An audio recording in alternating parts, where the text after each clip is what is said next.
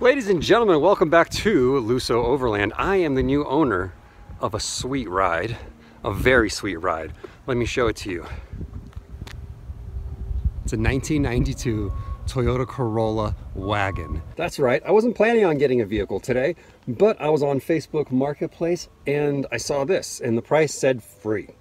I said, that's the right price. It had just been sitting for a long time and the battery died, and I think they think their starter might be out also. But other than that, it's got tags from this year, and they just didn't use it. They had newer vehicles, and I actually am buying it, well, getting it from the second owner. So I jumped on this thing because, well, it's cool, first of all. And I was like, do I really need another project? No, I don't. But then I remembered, well, my brother-in-law, he doesn't have a vehicle right now. His truck has been down for a while.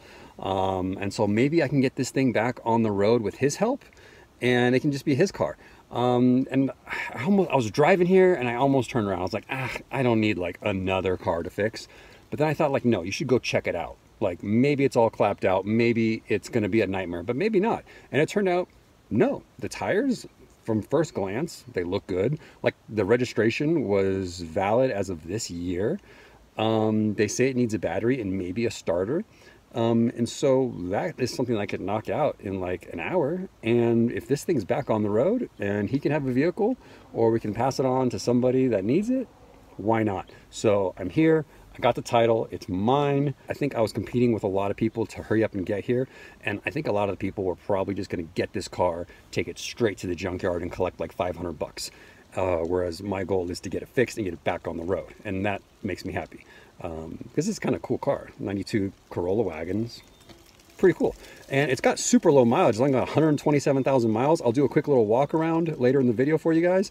One of the thoughts that went through my mind also, maybe I should go grab this, get it running, and then we just go thrash it out in the cinders and just like mob through the cinders and just fly in a two-wheel drive car with reckless abandon like there's no tomorrow, because there probably won't be. But this car's way too nice for that. This thing needs to be saved, needs to be kept on the road. You know, like I said, it'd be a great car for my brother-in-law while his truck is down, and then if we pass it on to some high school kid that needs a first car or something like that. Yeah, so let's see what happens when the tow truck gets here.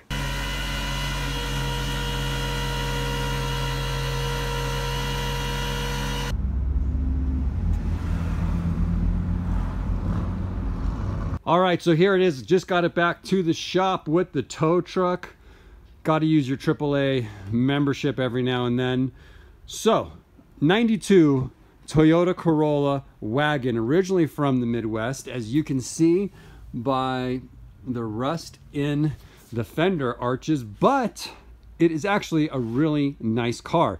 Two owner. The lady that I got it from got it when she was very young. This was her first car. She got it from an old lady, and she's had it for like over 20 years now.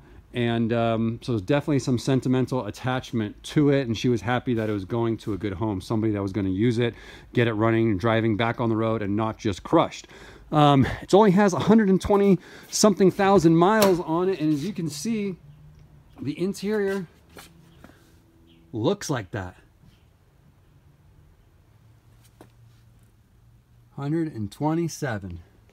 And other than something keeping it from starting, a dead battery, possibly a starter, the only other things that I know about that they told me were wrong with it is this door does not open from the outside. You just have to open it from the inside.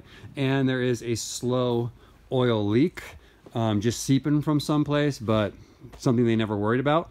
I'm robbing the battery from Cochise. We'll see if this fits. We got the car jacked up and located the starter. It's all the way on the back of the engine between the firewall. So it's right here.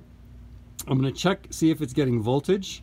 And if it is, after that, we're gonna give it a few whacks with a hammer, see if that's the problem, if we can free it up and get it spinning.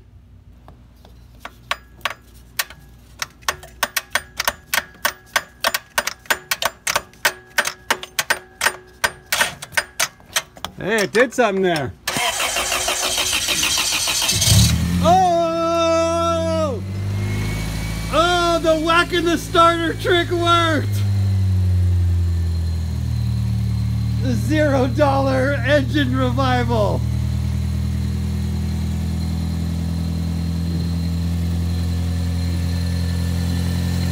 The mighty 16 valve EFI 92 Toyota.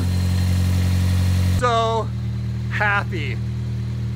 Threw a battery in it, hit the starter with a hammer. She fired right up. She sounds amazing.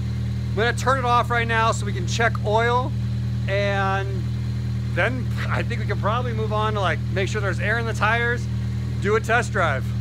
Just check the air filter. It looks totally fine. All right, checking the oil. It looks great. It smells great. The owner said they kept on top of it.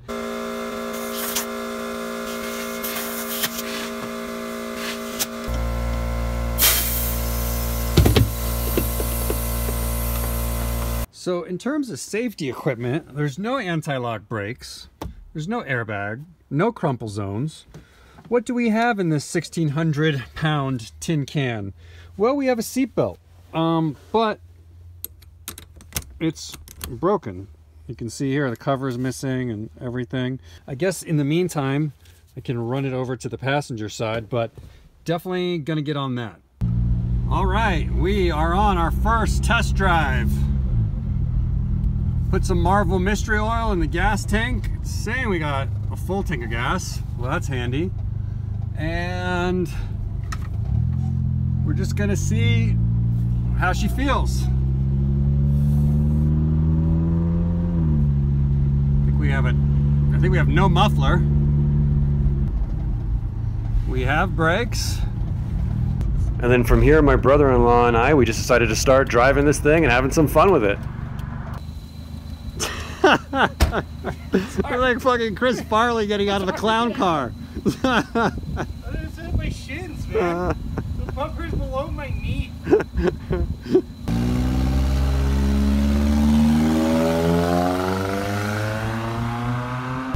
Where's my seatbelt?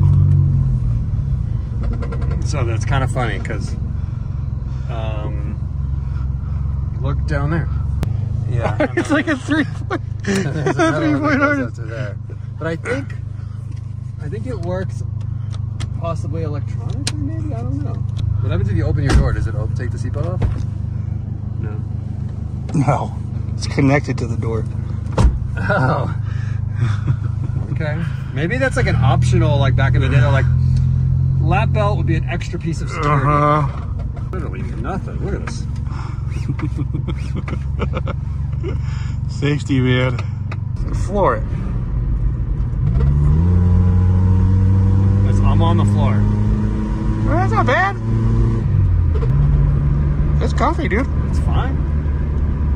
Like, it's not big, but the seats aren't bad. Dude, I got low. Look how much legroom I have. Like, it's not something that I would want to drive very much on the highway.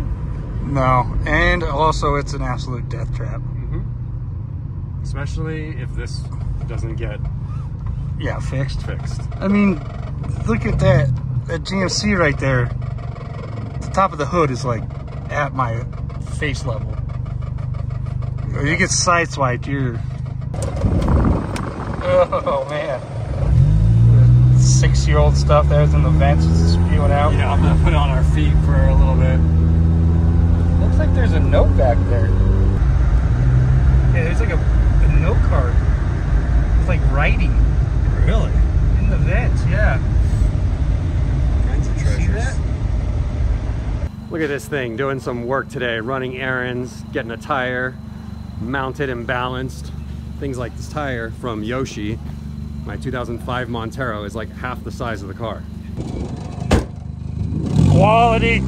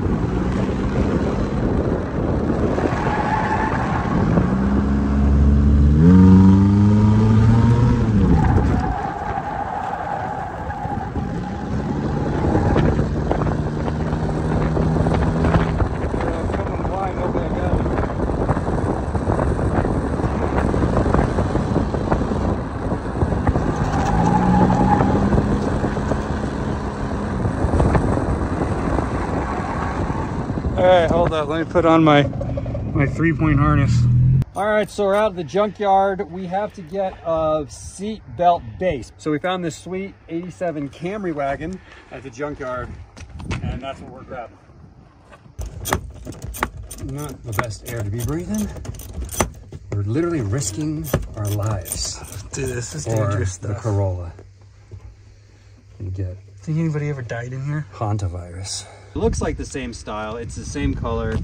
I'd be surprised if they had different seatbelt bases for a Camry or Corolla in 1987. I love the junkyard.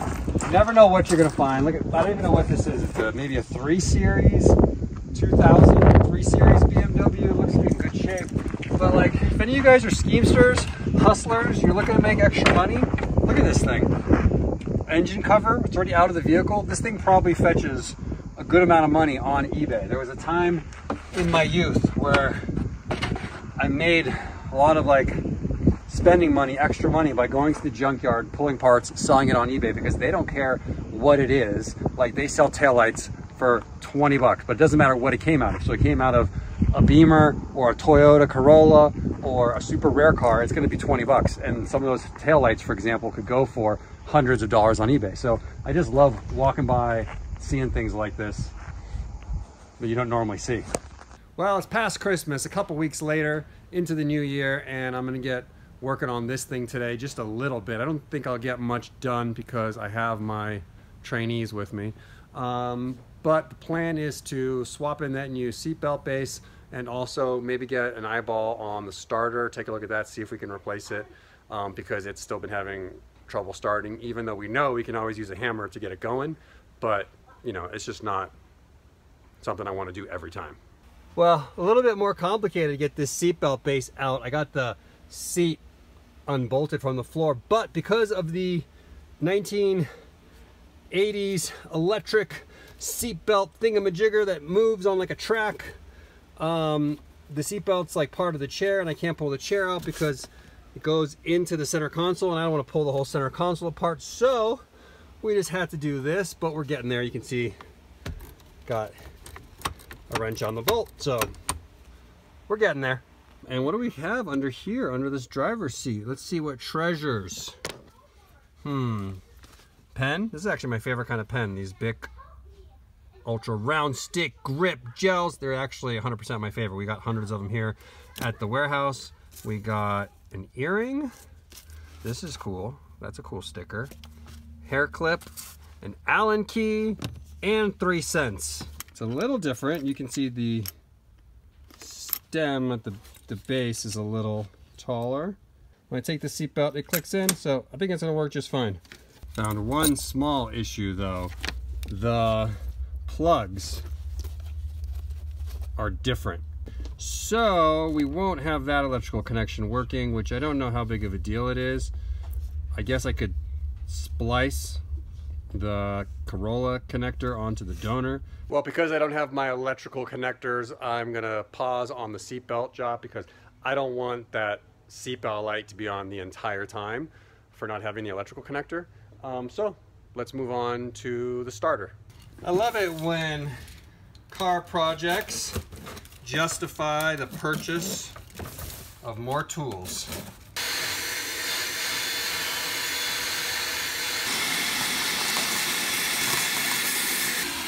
It appears we have a blockage, which makes sense given all those giant leaves that I was trying to suck up. And can I stop the recording timer now? Yeah. All right, got that all vacuumed up. I'd say we have a 10% decrease in the chance of a fire starting in here now with all those leaves and stuff out of here, and probably a 60% decrease in the amount of stuff that's gonna fall down in my face when I'm trying to replace the starter, which is right under there. Review on the cheapest Harbor Freight shop vac. Well, it doesn't suck, and I mean that in a bad way. The suction's not very good.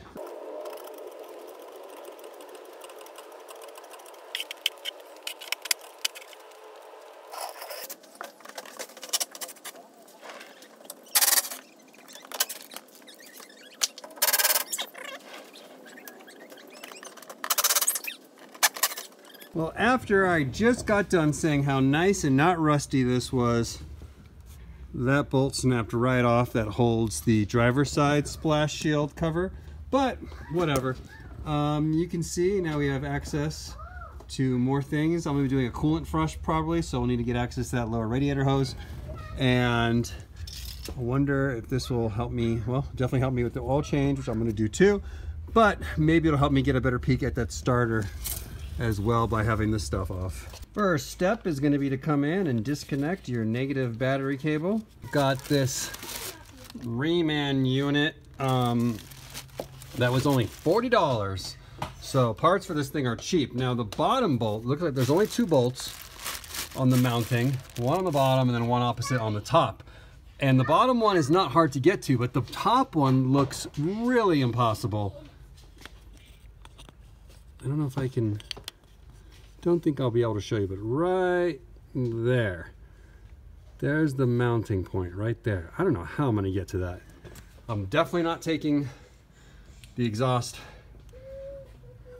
or intake manifolds off, or the intake manifold off, I can tell you that much. Okay, I think I got it figured out. I think the bolt on the top doesn't come in from this way, it comes in from this way. Because I was thinking about it, 1990s Toyota engineering would not make something this, a starter this difficult to remove and replace. Okay, so with the airbox removed, we can come in and just above this wire harness right there, that is our bolt. There it is. That was in the way. So I came right underneath that wire harness with the deep wall 14, and we're good. Ta-da! First thing I'm going to do here is disconnect the wire harness on the left and then pull the boot back on the right to expose what should be a 12mm nut. Below that, there's that last 14mm bolt to get. Oh, there she is. Now I need to find a place to route this thing to be able to get it out, because there's not much space with all the exhaust pipes and everything. I don't know. We got it disconnected, but we don't know how to get it out. It's just sitting there on the cross member now. Okay, well I verified it definitely can't come out through the bottom. So now I'm trying to pull it out behind the intake manifold, maybe by disconnecting a couple of these vacuum lines to make room. All right, plan H I think we're on. Come all the way with the starter to the driver's side, and there is this tiny little tunnel that it can actually come out. And you can see, I mean, this thing's like not super light, so trying to manipulate it back there with one hand, it's not the easiest thing, but we did it. So this is what starts a car. You see this wheel? Yeah. Right here? Yeah. When you turn your key, it gets the battery, gets this spinning, this goes into the engine, and then it gets the engine spinning, and then the starter turns off and you don't need it anymore. What do you think about that? Good. What do you think about it? Cool. Red? Great? Yeah. Cool. Try and send the new starter down into the abyss. Like that. I'm trying to be really careful not to drop it on any like rubber boots where it could hurt him. You have to kind of find just, there's like one perfect angle that it can do it. Wow, getting this thing back in was way harder than taking it out, because you have to hold the starter in with one hand. Thing weighs like 8 pounds, and you just got your fingertips on it, and then you got to get that bolt started with your other hand. And you know, there's not really much room. You've got this little tiny gap between the oil pan and the CV, then between the CV and the cross member, and then you can even come from the back of the cross member if you have long arms. Okay, so I got that started. Now I can go up top and get that one on. All right, let's test this bad boy out. Connect that. Go in here on the seat. That's not bolted in. Fire in the hole. Perfect. She runs. Now I just need to get all this back together. It was running rough because of this plug, whatever that is, out of the engine. Okay, next on the agenda, that is, whoops, that's just straight metal. There's the wiper part. Let's change those out. 3 different sizes of wiper blades. There's 20 on the driver's side, 18-inch on the passenger side, and then the very back is 13-inch. Are you paying attention to that? Yeah. Okay. So we can start here. Yeah, I'm gonna start on this one. See that? It just pops off. You take this new one and you go like this. See if I can, there we go. Okay. So what you do is you lift up like this, and then this thing, you have to squeeze a little tab, I think, in here. Wiper blades are always annoying. There we go. What?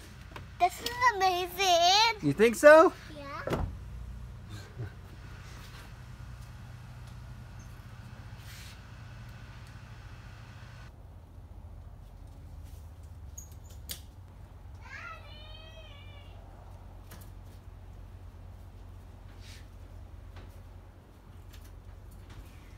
All right, gonna have to call it quits right there for the day. The girls actually did really good and hung in there for quite a long time. So starter's done, front wiper blades. We figured out that electrical issue, or we discovered that electrical issue with the seatbelt harness. So I gotta bring some tools for that next time. So we'll pick this up another day, but pretty good progress for today. But the trainees are getting restless. Here is the original rear wiper blade. And as you can see, it's got this little piece. The wiper arm goes into here, and is these little screws hold it in place. But new wiper blades, they don't have this extra little piece. And no matter what I've tried, I can't get this to work just on the wiper arm. So I'm going to see if I can transfer this bit over to the new wiper blade. I think what I'm gonna have to do, because this is pressed in with a pin, is chop that off.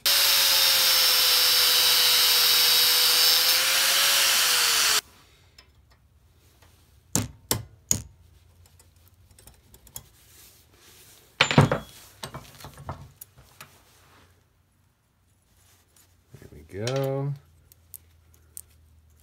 There we go. That's what I needed. Kind of cut into it more than I was hoping to, but I think we can make it work.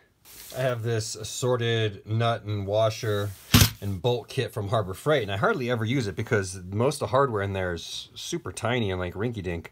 But looks like it's going to work out for this because they have a 5mm bolt and washer and lock washer and nut. It doesn't come through the other side, so I need to drill this out a little bit wider. That way the bolt will come through and we can put a nut on it. I'm running out of real estate here, but I think that will work. Let's see. So we're gonna put this over that. Put my bolt here. Yeah. Like that. Then we'll put a washer and a nut on this side. Put some Loctite on there possibly. Nah, we don't want to make it. Maybe it's just some blue Loctite. Like that.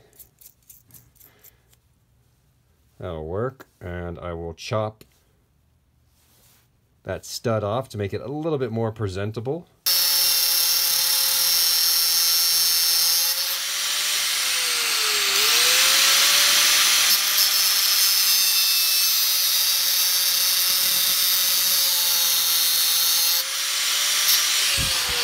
Let's paint it black, everything, for presentation.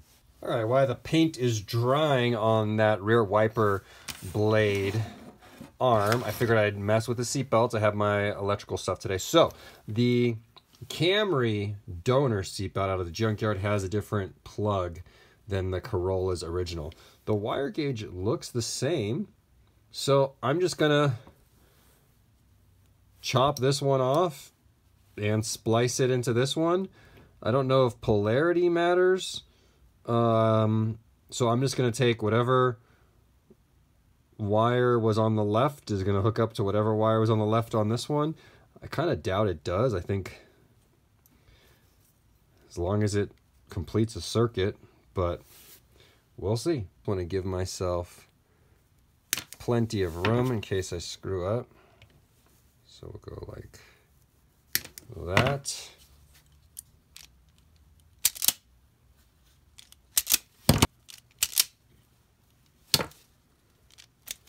Since we're making everything so fancy, take some heat shrink tubing, which will hide the fact that we've been in here. And we're gonna slide that on all the way down to get it out of our way, down towards the buckle. Now we're gonna use heat shrink butt connectors. I'll link to these in the description, but what's cool about them is it makes a solder connection in the middle, which I just have had way better luck with than just standard crimp-on butt connectors. So you push the wire in until the bare metal is right there in the middle where that piece of solder is, and then this little band actually helps hold the insulated part of the wire. And then you just push in the one from the other side until they kind of jam together and meet in the middle. And now we got to hit it with the heat gun. When I've tried using just like a lighter with an open flame, I haven't had as good of results. It kind of like melts through the plastic before it liquefies the solder. So I always just use a heat gun now.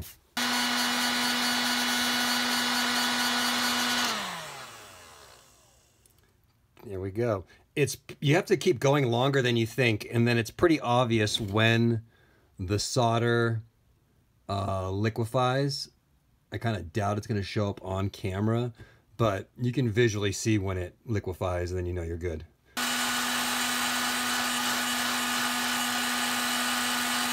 Come on. Okay.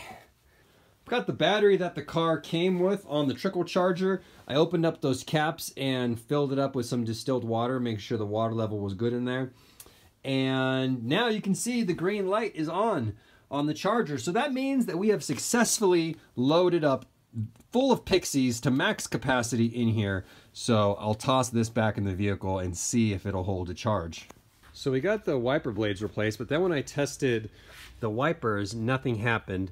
So I've just been troubleshooting, and the pumps are good. Looks like both the front and rear pumps are on the same reservoir that's in the engine bay, and they both work, but let's see. I think the front pump was clogged, so I've been soaking that in vinegar for like a week, and I don't have high hopes of it working, but we'll have to test it out now. And then the other thing is they were leaking like crazy, and I found that the grommets that seal the pumps to the tank, those were just all dried out and everything. So I replaced those with new genuine Toyota ones, and now I'm gonna reinstall this and we'll do a test to see if that works. All right, that works. How do we do the back one? Oh, I guess this button. Oh, I can't do that. Good thing I didn't hit it. I haven't even put the arm back on there yet. I would have scratched the hell out of the glass if I had hit that. This metal arm would have just been. Let's get this freshly painted arm back on here. Although I gotta be honest, it kind of looks out of place. Everything is all like got a layer of patina. That's putting it nicely. And then you've got this like shiny gloss black wiper blade, but whatever, at least it works now. The blade that was on there, the wiper blade, looked like it hadn't been replaced in forever, which is often the case with these like proprietary not proprietary, but super old school Japanese style adapters that are on the end of these arms. Like, they're hard to find, and I don't think anyone's still making them. So you got to kind of cobble things together like this. Pretty much had to do something similar on my 89 Montero. Same vintage. There we go.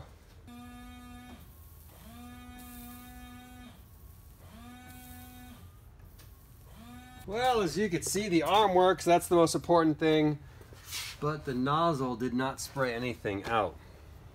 So we have a blockage somewhere because the pump is running. Okay, just troubleshooting this. I took the hose coming off that rear pump and just disconnected it from the main line that goes to the back of the car.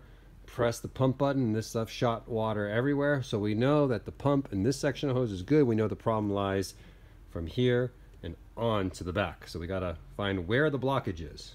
A blockage, if it's gonna happen, is typically gonna be at the smallest point, which is that little pinhole in the sprayer. So I've disconnected that. Now we just have the open tube, so let's go try that.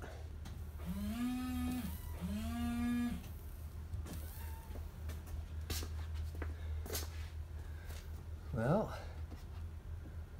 no water. Huh. So I took off this panel, and right up in here, the lines for the windshield washer nozzle run. I disconnected one of them and it looked clear. So I thought, well, blockage has got to be someplace. There's a whole bunch of those little white plastic adapters, so you don't have to have like one giant long piece of hose running the whole length of the car. So I took off this trim piece as well as this trim piece. Everything on this car is just like so easy to work on. It's like one screw, this whole thing pops off. You just have to be careful because it's all brittle plastic. And this is what I found. You can see it's wet in here, and this was not connected.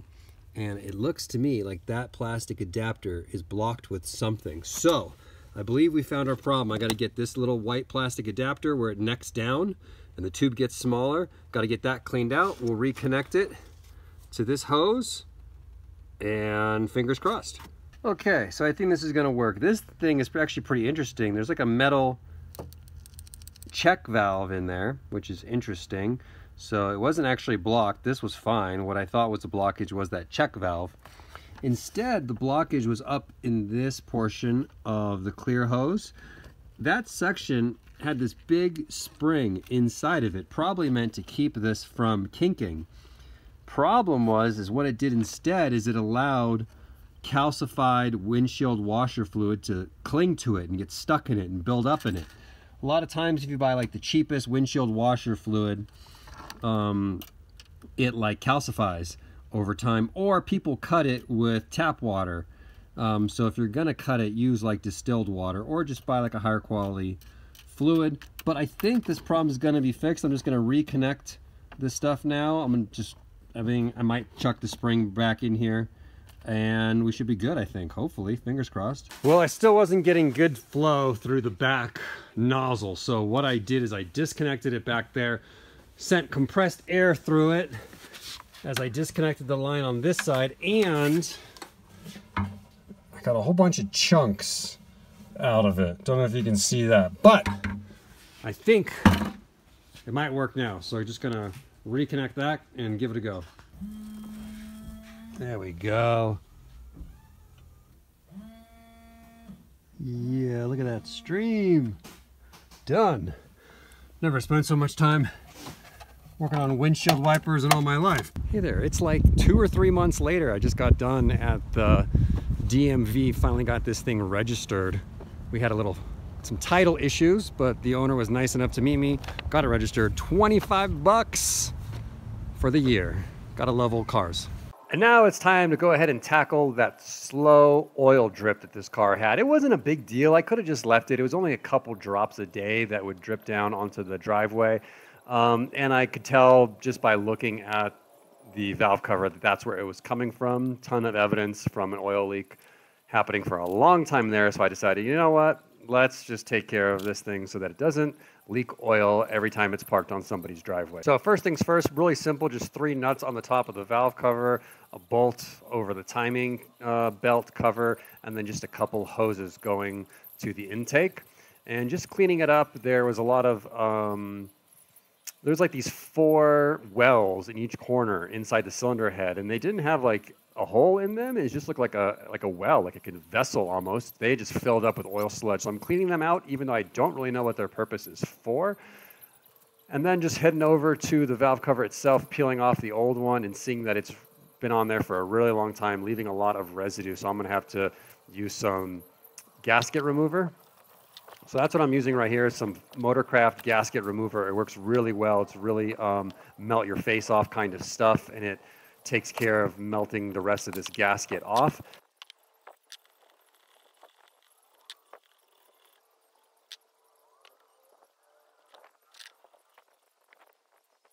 I'm also finding that the spark plug tube seals are too hard to remove with just like screwdrivers or pliers, so I decided to get the correct tool for the job, a seal puller.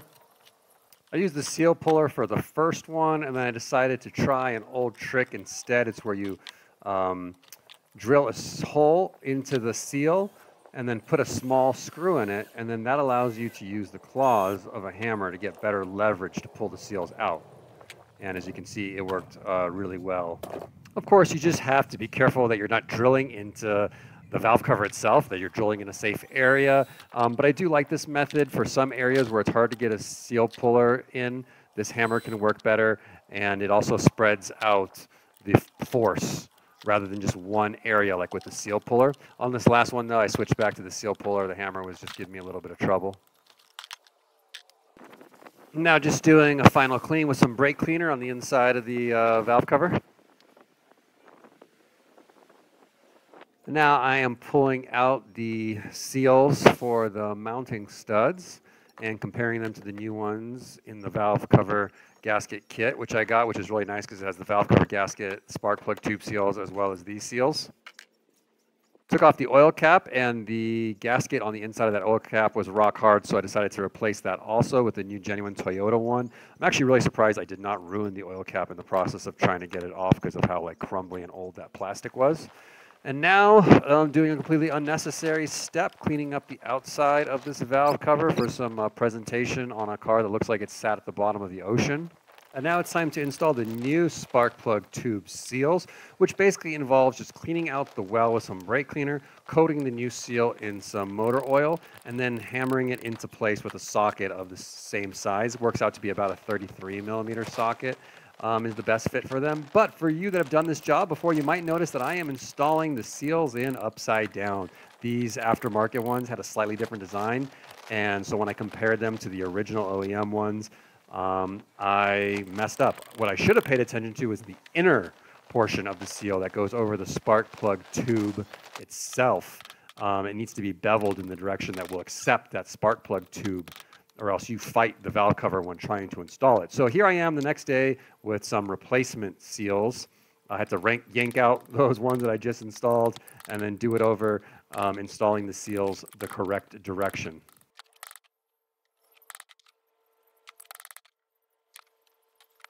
But I gotta say, this was a really nice change compared to a Montero valve cover, like working on these solid cast aluminum valve covers, so much nicer than like the cheap, thin stamped steel Montero ones.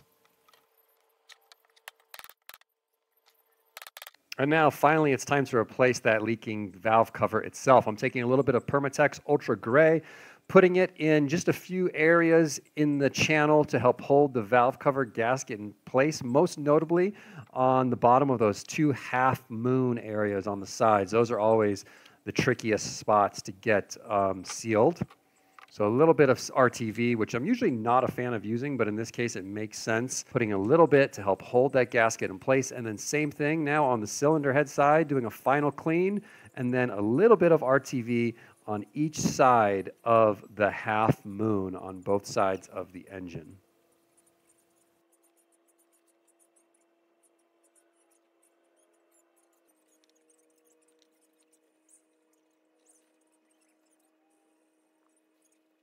Now with the valve cover pressed back down, I can just install the seals for the 3 mounting studs, and then I would go ahead and I torqued this down to, I believe it was either 6 or 7 foot-pounds.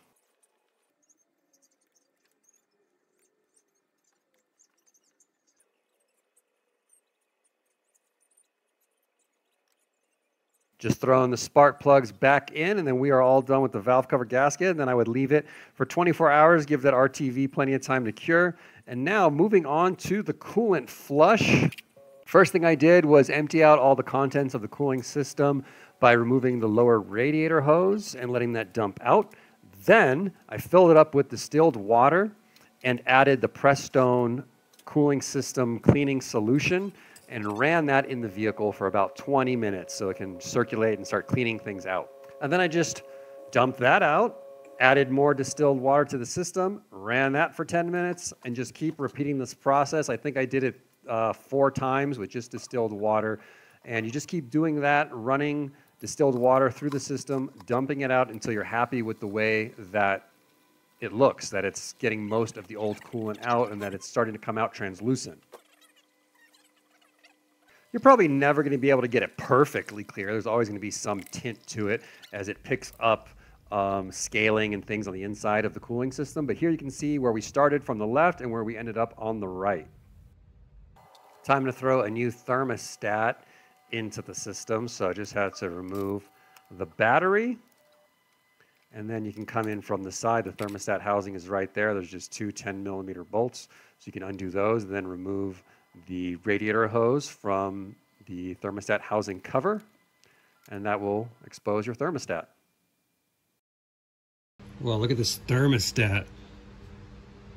The O-ring looks like it had gotten smushed by the spring. I don't think this thing was able to open up possibly all the way or something. Wow. I actually misspoke there. The thermostat was not able to close all the way because the gasket was stuck inside the spring, which meant that when I did drive this car around, it was never able to get to operating temperature. It was always running cool. Now just cleaning up the thermostat housing cover and reassembling with the new gasket and O-ring. Don't forget, you always want the jiggle valve on the thermostat facing up. And then just finishing this by reconnecting the 2 bolts, the radiator hose, and the electrical connection for the coolant temperature sensor. And throw the battery back in.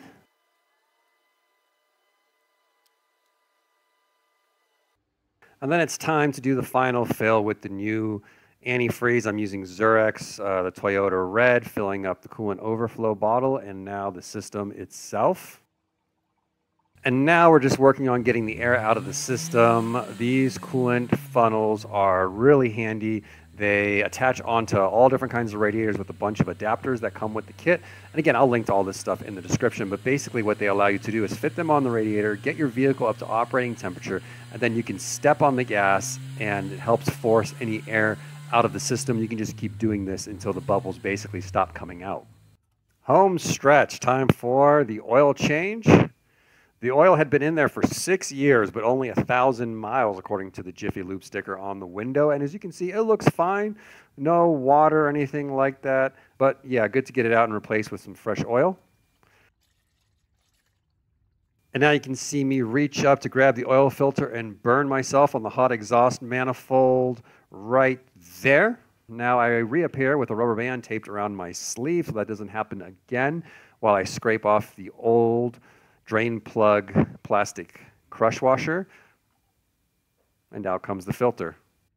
Okay, new Wix filter going in. New drain plug gasket and torquing that to 27 foot-pounds.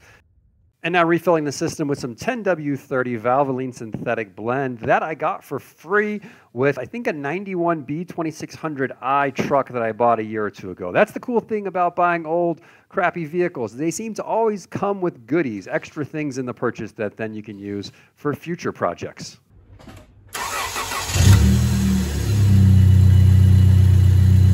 This thing purrs, it runs like new.